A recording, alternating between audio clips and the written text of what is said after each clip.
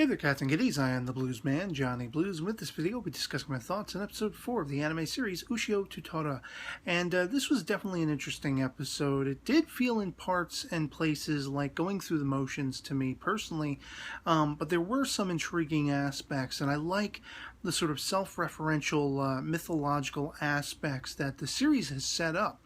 And the idea that the yokai, the history of them, it goes all the way back to the Meiji era, which is really touchstoned in this episode with, basically the removal of this artifact called the Keystone, which was sort of a block, something that was locking in these 5 spirits, these like familial spirits, if you will, these floating heads, essentially. And I was kind of reminded of the family of blood from Doctor Who, for anyone out there who also watches Doctor Who and anime, because they're chasing after essentially the person who imprisoned them, much as the family of blood we're chasing after the Doctor in Doctor Who. But in this particular instance, we have Ushio's friend Inoue, who is very much the embodiment of this sort of shaman priestess, or whatever you want to call her, from the Meiji era, who was the one integral in locking in these, yokai spirits. And so that does, sort of beg the question, especially because of the small world framework, all these different yokai and spirits in this town, and Ushio just happens to be there, and he meets the old man who knows the history because of his grandfather, who was a boy at the time, and all this stuff. The mythological aspects, as I say, are coming to the fore, and they all seem to revolve around this one particular area, this region, and it just happens to coincide with Ushio's own, taking up the spear and freeing Tora and all this stuff, because they are at odds. Of course, Tora goes to the city and he's trying to find somebody to eat. It's like a buffet, but it's also completely new to him because he's been locked up for 500 years. He hasn't seen a city. He hasn't seen cars, and he's got people with piercings and, perfumes, all this kind of stuff that turns him off when he's trying to eat them. And so he basically is going starving through the entire episode. And then, of course, he stumbles on Inoue as well. And for him, this is the perfect choice because she has no smelly perfumes. She has no metallic objects. She is a feast to be waiting, of course. And this is where we see, once again, that aspect touchstoning the idea that Tora can be heroic, even if it's inadvertent, even if it's, in this case, protecting a meal, which is all he's really doing. He's trying to fend off these yokai spirits, these floating heads, because they are after her because of her physical similarities to the person who imprisoned them ages past.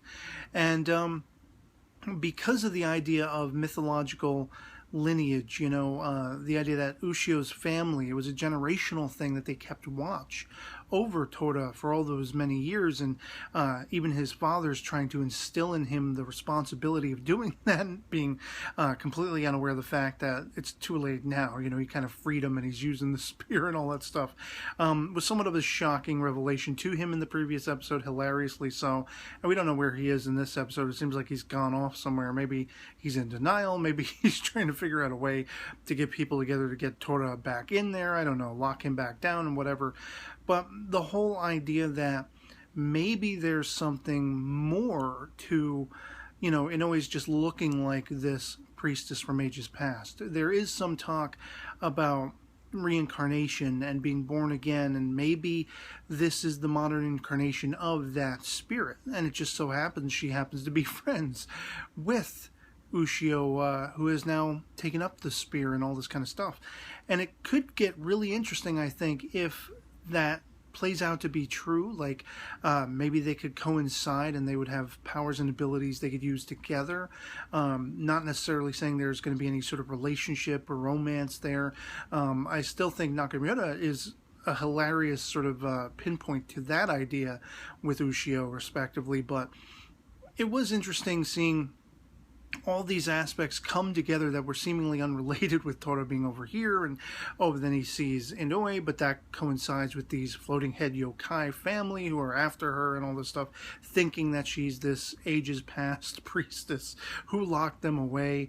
And of course, seeing how badass Tora is, just taking chunks out of them. He smashes the first one, he bites the old man, the grandpa one's head in half, and it's absolutely awesome seeing how badass he is.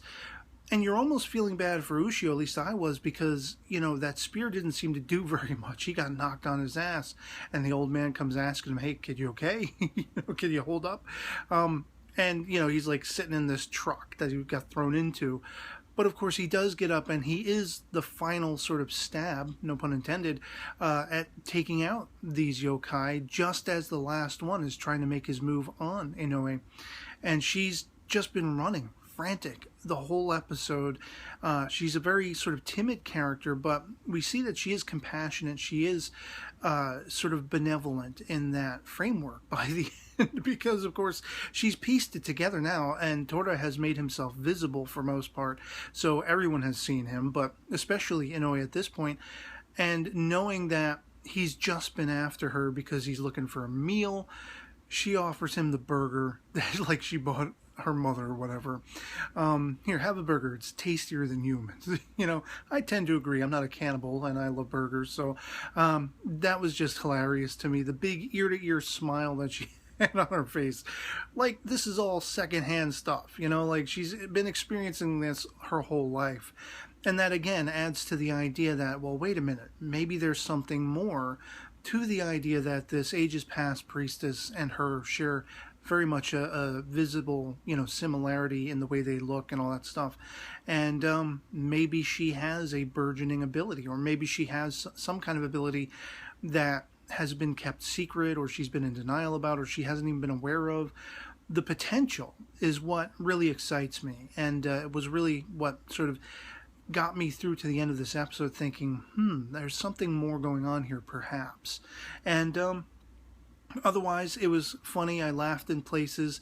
Again, as I say, it felt like certain aspects of the episode were going through the motions. I mean, it's going to be like every episode, another spirit crops up, and they got to, find a way to defend against it, or in this case, split apart and come at it from two different sides inadvertently and all this stuff.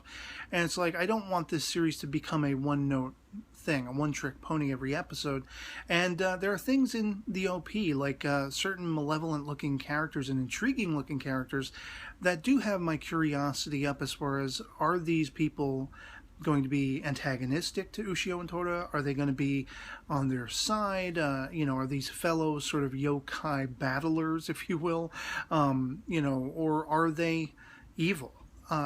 Because they look very ominous and foreboding in the OP. So there's definitely still a lot of stuff to be curious about as far as this unfolding story, and if there's going to be a greater overarching, story arc or not, or if it's just going to remain sort of episodic.